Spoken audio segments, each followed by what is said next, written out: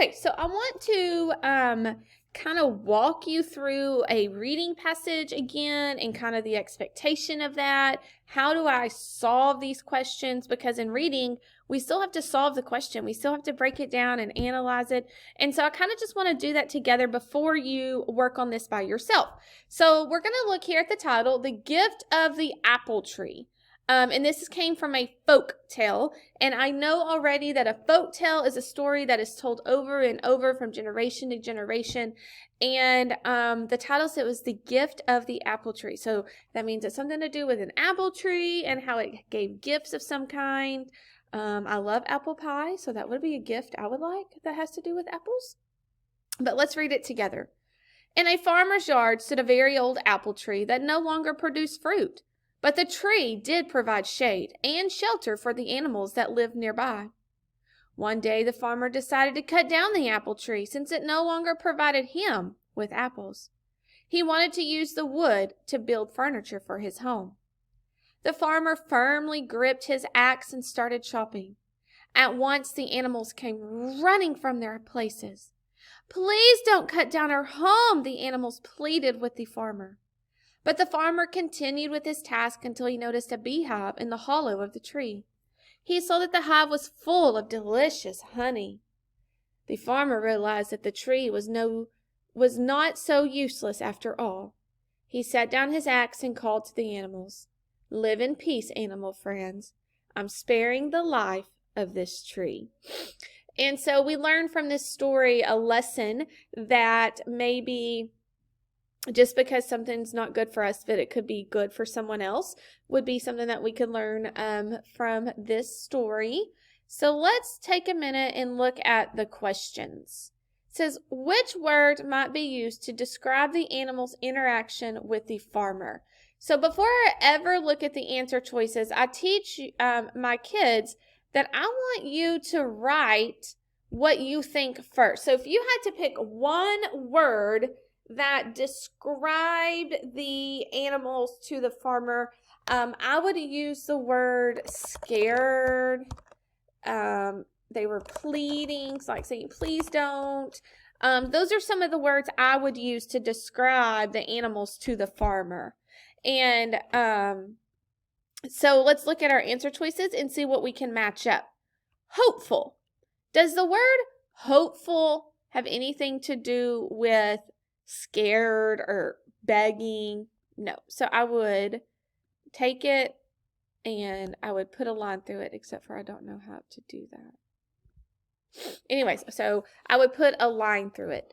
Encouraging. Well, maybe I don't know what encouraging means, but I can go to the dictionary, look it up, and it will teach me that encouraging does not mean scared at all. Were they concerned a little bit? Were they concerned that the animals were worried that the farmer will destroy the apple tree? Yeah, they were concerned it was going to get taken away. Or D, terrified. When I look at the word terrified, yes, they were scared, but they weren't terrified. Terrified means like the extreme version of scared. So I would have to choose between C and D, and I'd have to use the text evidence. They were concerned because they said, "Please don't cut down our home." They pleaded with the farmer. So terrified doesn't mean they were super scared. The animals speak to the farmer because.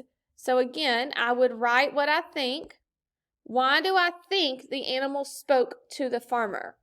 They wanted their home.